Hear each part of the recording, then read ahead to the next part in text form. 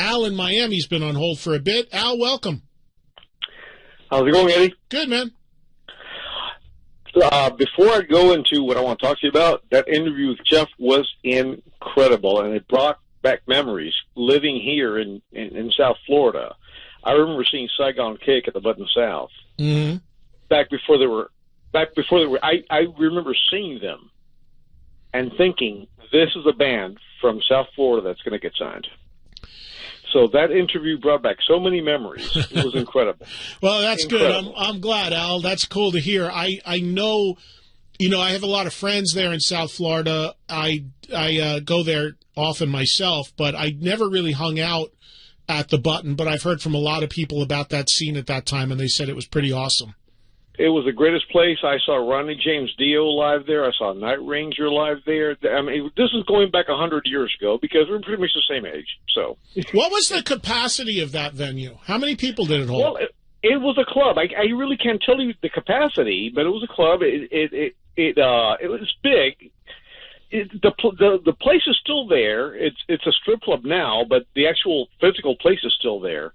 I can't tell you how many people it held, but I can tell you it was a great venue for shows, particularly in that era, in the early 90s, where it's down here in South Florida, you really didn't have too many places for bands to go to. So that was that was the go-to place, and we had great local bands there as well. Mm.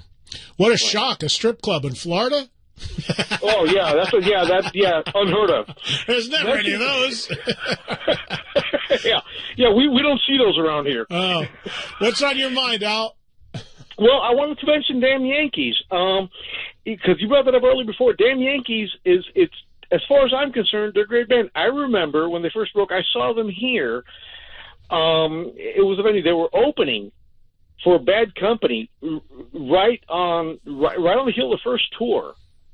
And Bad Company canceled, and Damn Yankees owned that show. It was in a venue that no longer exists. It was a concert hall. And they were great. And to this day, my wife, who is a lot younger than I am, I'll play Damn Yankees. She loves them. The music still lives on. When we saw Night Ranger recently with my wife, they'll throw a couple of Damn Yankees songs in there. Yeah, they do Coming of Age, I know. They do Coming of Age. And that's something, I understand the logistics of it, that they would not have a reunion, but I do think, and again, I don't know what their business is, and I know something about business, but if Damn Yankees were to do a reunion, I think it would be successful. I think it would be very successful. I think, Al, I don't know nobody would question that it would be successful, and thank you, Al, for the call. I appreciate it. I don't think anybody would argue that it would be successful, but to what degree? See, here's what you have to look at when you ask a question like that. How much more successful would a Damn Yankees show, which really is based on two records, okay? They've got two records out. One record was kind of big, the first record. The second record, not so much. So really one record, 2-3 songs that were, pretty popular total. How much more successful would Damn Yankees be touring than Styx, than Night Ranger, than Ted Nugent solo? That's the question you need to ask yourself. Because the problem with any of these bands that are supergroups or assembled groups or side projects is that no artist is going to commit to them for a long period of time, if at all, if it results in them making less money than they could make playing with their main bands. So that's the question you have to ask yourself. What would the offers be? What would be the amount of people that would turn up? What would be the revenue for those three guys? And, of course, Michael Cardelloni counts too, but just because he's the other three guys are going to kind of steer the ship here. Let's just be honest. How much more money and how much more do they have to gain by playing as Damn Yankees versus Jack with Night Ranger, Tommy with Styx, Ted as Ted? And I think the answer is not that significantly more. Now, if you're talking about a one-off show or a special or something like that, okay, that's a little different. But to tour, I don't think as a draw it's that much bigger, if it is even bigger in any way, than the three artists' main bands. So that's the problem. It's like, why would you pull away from your main band to do something equal or less money and draw? And that's the problem, honestly, with all of these bands that we get that are these quote-unquote super groups or assembled bands. Very few, if any, will stay around, will consistently work, will look for opportunities to play, will even ever play live. Because it is a business, and the respective members of that band are going to always go to where their bread is buttered, where they can do the most business. So they'll put these records out for fun and work them for a week, and then a lot of times they just drift away. Because nobody is going to stay very far for very long away from where their bread is buttered. Trey in California, what's going on, Trey? How's it going, Eddie? How you doing, man? Hey, man, good. What's going on today? Thanks for waiting. Hey, just wanted to ask you, I think I asked you this on your volume show, but I don't know if you've seen it by now. Have you ever seen the big interview with Dan Rather when he interviewed Steve Perry? If you haven't, it's airing again, I believe it's Thursday at like 3 o'clock Eastern. I have not seen that episode, but I will check it off on my DVR, Trey. I'll check it when I get home.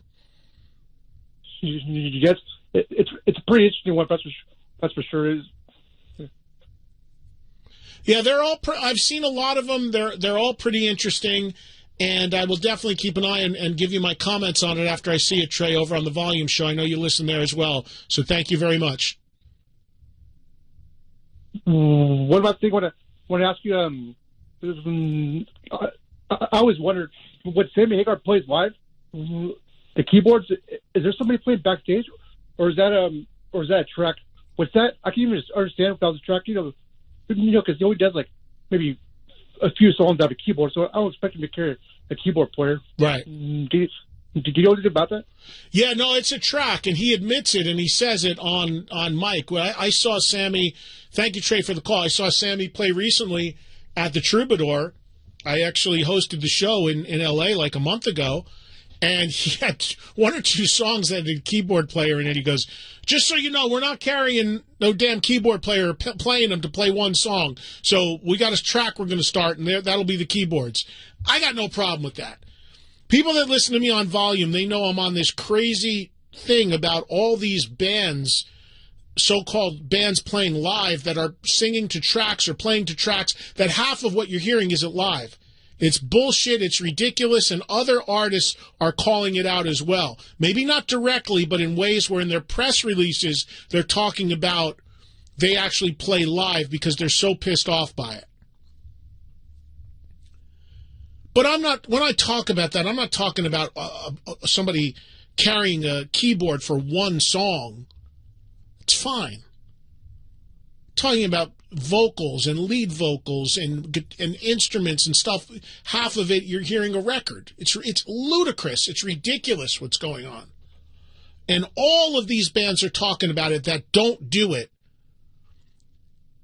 In the last 2 weeks, Sebastian Bach and Hart have both put out press releases for upcoming tours, and in each of them, they noted that they are actually playing 100% live. What do you think that's about? That's about them being sick of being on festivals with bands before or after them, or seeing bands faking it. More power to them for calling it out. As far as the Steve Perry interview, I have not seen it. What Trey is referring to is, if you have Access TV, Dan Rather, who I believe he's definitely in his mid-80s at this point, a legend in the news industry, now does a music interview show and has for a while on Access TV called The Big Interview. It's an hour interview with a musician. And I've seen several of the episodes. Trey was asking me about one of the recent ones with Steve Perry. I have not seen. Speaking of Access TV, I have a show there as well called Trunk Fest, which covers music festivals. Season 2 debuts July 7th at 9:30 Eastern, 6:30 Pacific. New episodes every Sunday night starting July 7th of my show Access TV. I think the first episode is actually going to be from Sammy Hagar's High Tide Beach Party. Again, mark that on your calendars. Please watch, please DVR. Every Sunday starting July 7th, 9:30 Eastern, Trunk Fest on Access TV. I appreciate it.